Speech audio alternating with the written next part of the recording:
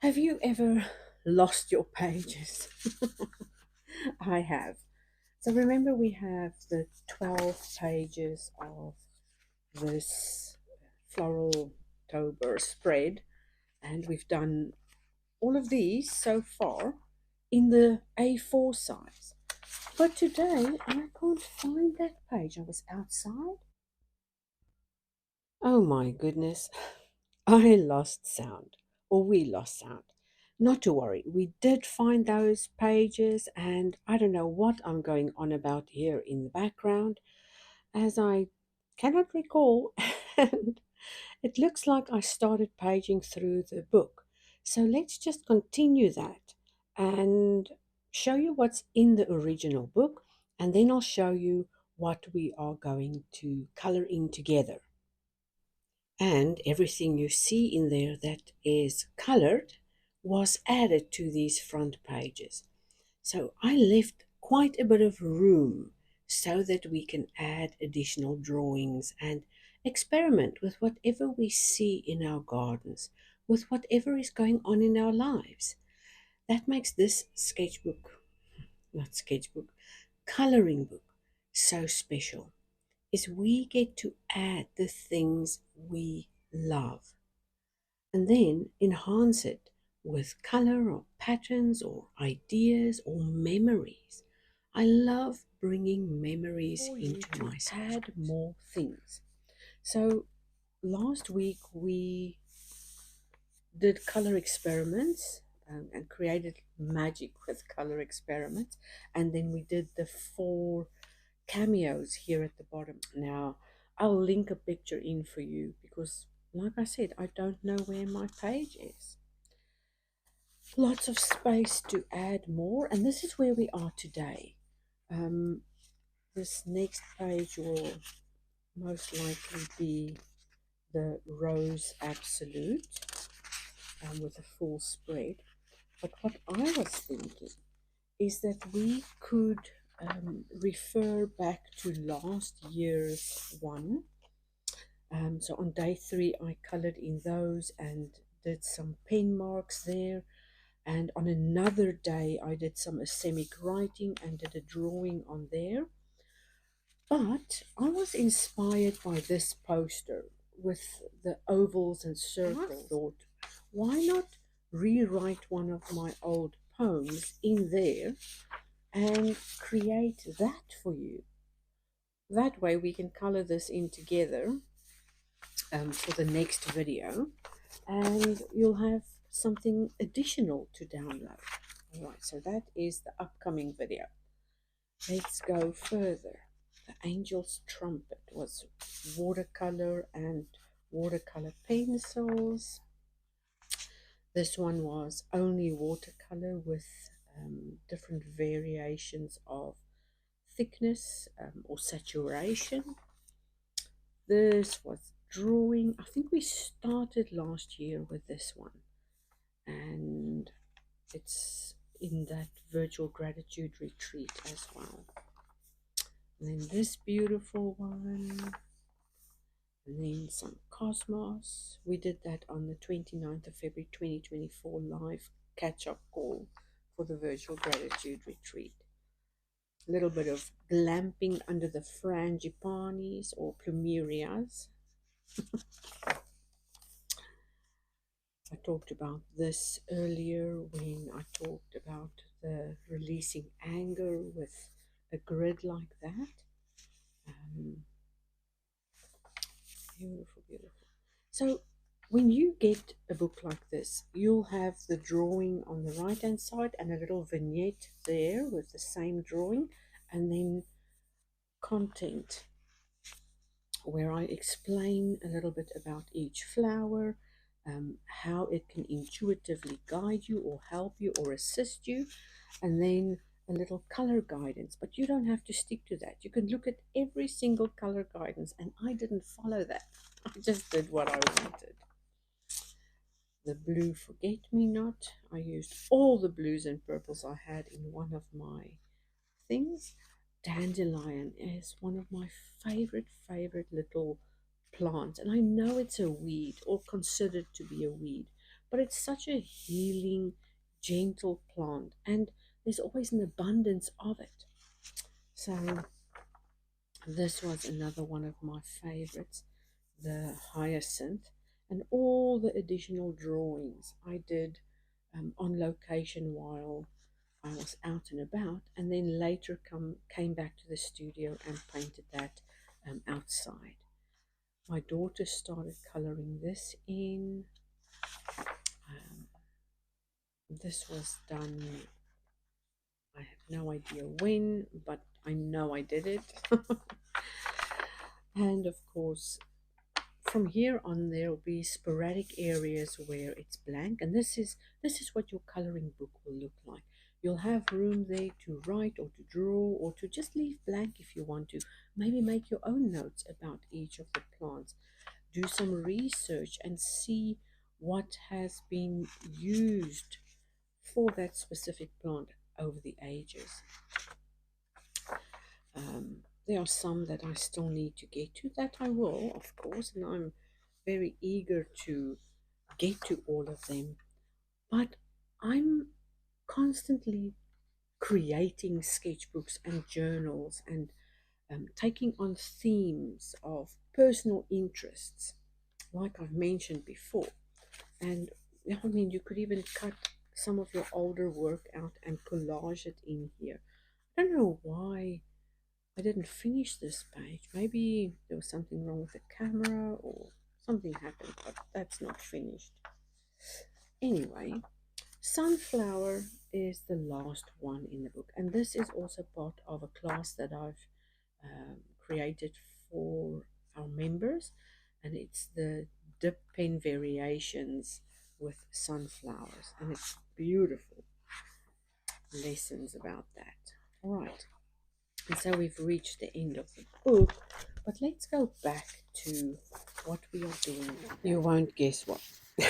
I found my printed version of the 12 pages.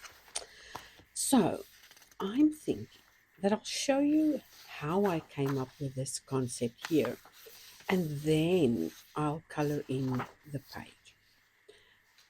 So the first part was cutting out that oval and then putting the oval in place so that it overlaps with some of the roses and also not fit underneath them but in them so that you can draw over the top.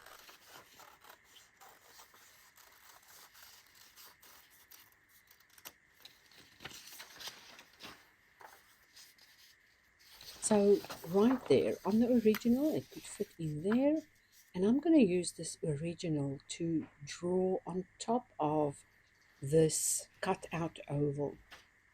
And whichever way you want to try writing this little poem, you can redecorate your coloring page, you can color in the new printable, you can experiment.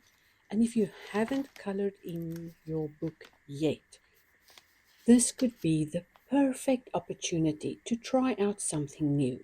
Draw a little bit, uh, practice those leaves, practice the branches, practice layouts, and practice nib width. In other words, how hard you need to press to get more ink to come out of your pens, and how softly can you make those lines so that they are thin and delicate. All right, so I'm just filling in that little rose petal there with the leafy things sticking out and adding a few leaves, or I'm just playing around here, doing another experiment. And I'm kind of liking where all these ideas are going. And you know what? More ideas will come if you could just sit still long enough while drawing or coloring or adding. And then later, if you want to remove things, then you can always trace your own work and reimagine it that way. So here I'm just doing a little edging on this oval shape so that it can be defined. And I'm writing that ever popular little poem, Roses are red, violets are blue.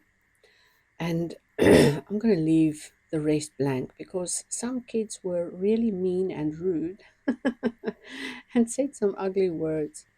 But whatever this little poem reminds you of, write it in there or come up with your own unique little poem like I did here. All right, let's get to that coloring page. So I'll put this aside for now and just get color ideas. So I'm looking through my book and seeing that the colors are on the cooler side. They are more delicate, more pastel. And that's exactly what I'm looking for, is maybe a color palette that is a little softer. Right, here we are with the roses, and my newly drawn image can fit in right there. And of course I can make little adjustments from time to time and change up some of those leaves and adjust it to make it something brand new. What's really important is that you've carved out time today to use your imagination in any way possible. It's easy to get inspired by existing things and bringing that into this new thing you are trying to create. So, what you saw there was a glimpse into where we are going and how the ideas came about. And two things that inspired the color palette is that poster and, of course, the original watercolor page that I created these roses from right in the beginning. I'm talking in the beginning, before I had this book made, when I was still playing with watercolors. You may have noticed that there are cooler, more spring-like colors in those posters and in the previous work. So I'm sifting through these pencils, taking out the deeper, more vintage, muted colors and keeping out the pinks and limey greens and blue greens and maybe just a blue or two so that I can enhance some of those greens. I might also stick with, if I can find the yellow. Well, doing the voiceover now, I realized that I had yellows in my hand and I was digging through that looking for a yellow. This pen here, the Faber-Castell Pitt pen, is a fabulous pen to do those line work drawings with.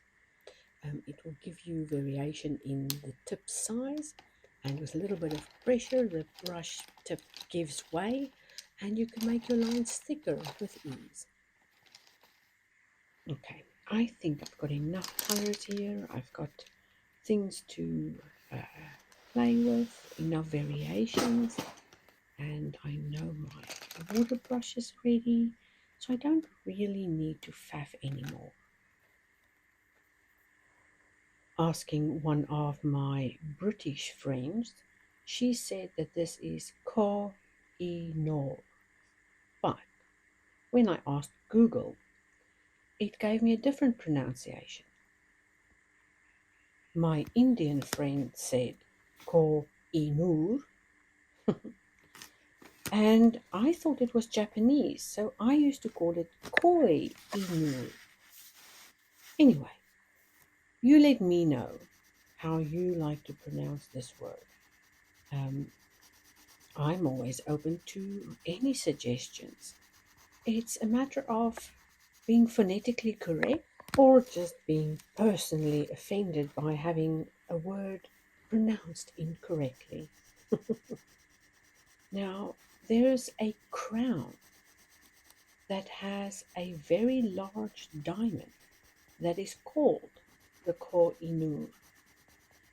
Maybe That's where this comes from. I can't recall if there was a crown on this box or these pencils boxes.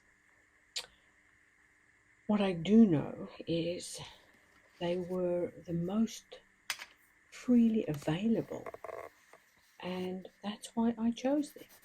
In the shop I was at the moment, I couldn't find Derwent or Faber-Castell or any of the big brand names. And as you may recall, I am deeply in love with my Derwent ink tanks, with Lyra's, and with Faber-Castell. Okay, let's not get too deep into all of these brands. Let's enjoy today's coloring session. And all I'm going to do is I'm going to go back and forth with the colors, adding multiple colors in each of the petals or each of the leaves, and creating variation between the color selections I've got here on the table, making sure to give myself room to make mistakes, to go over the lines, to add too much water, or to add not enough water, thereby allowing room for mistakes so that I don't have to feel like everything needs to be done perfectly on this page.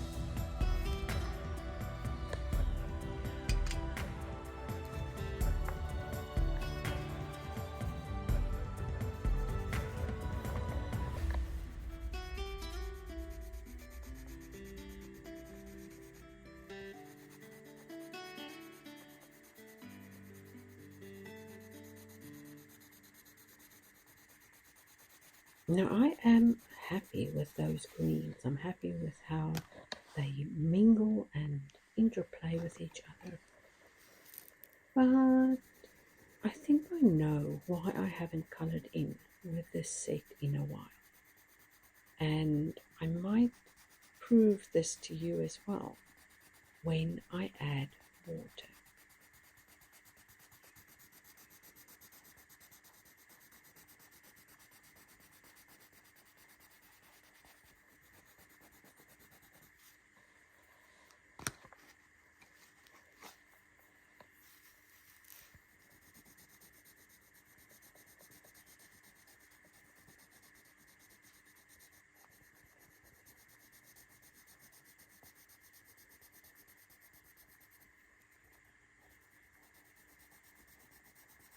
Now I am trying not to press too hard because I don't want to tear into the paper. I also don't want to break the tip, and I really don't want that much pigment floating on regular typing paper.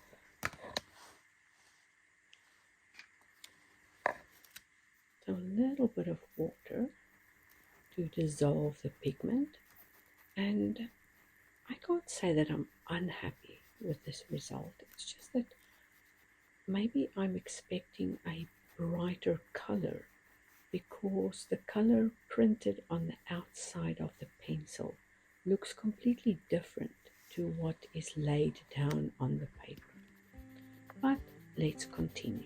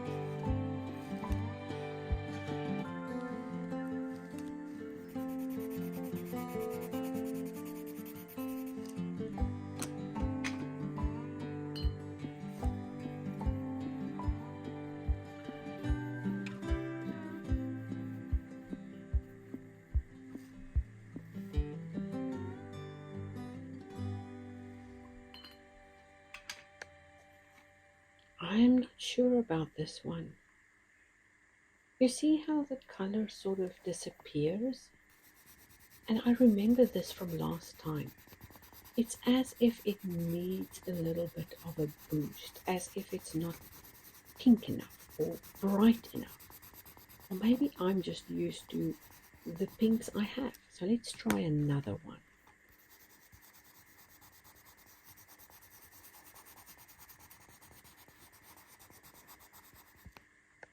I'm trying to lay down a little more color here and finish it off with a little yellow edge.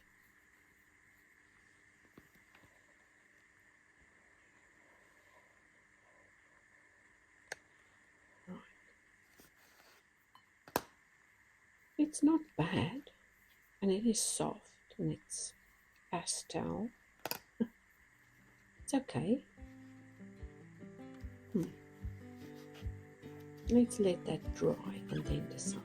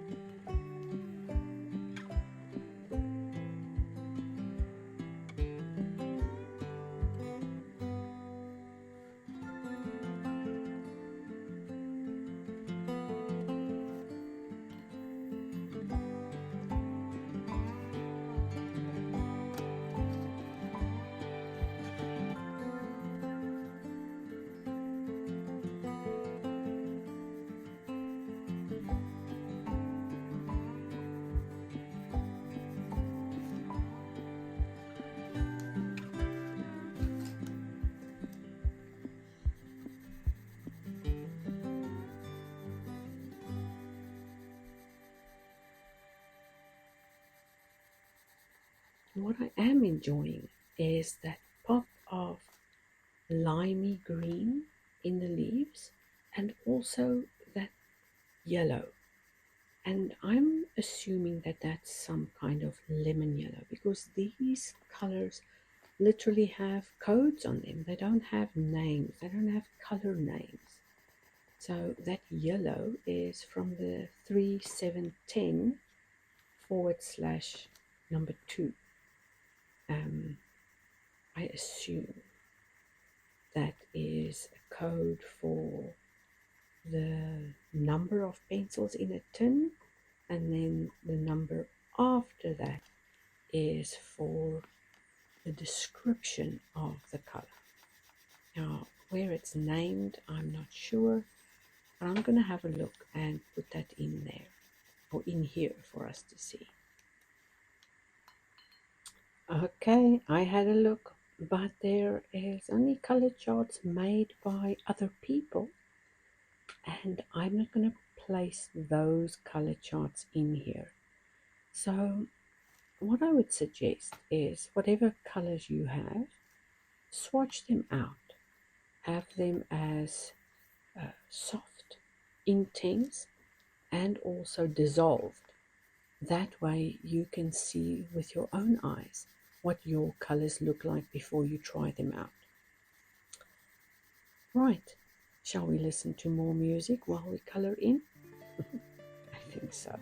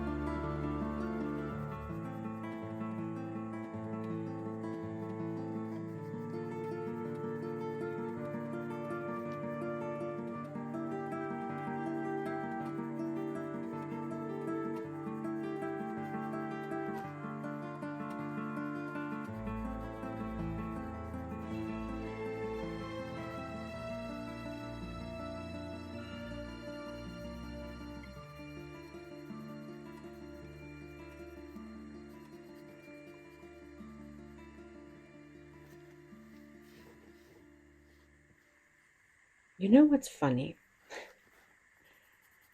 I do like these pencils, but their pinks are not intense enough. Their lilacs and purples fade away the minute you add water, and they are just too transparent. But it could also be that I am just too used to my opera pink, that bright pop of pink, that intensity. And as soft and delicate and pastel as I would like to go, I know myself and I know that I need that bit of pink.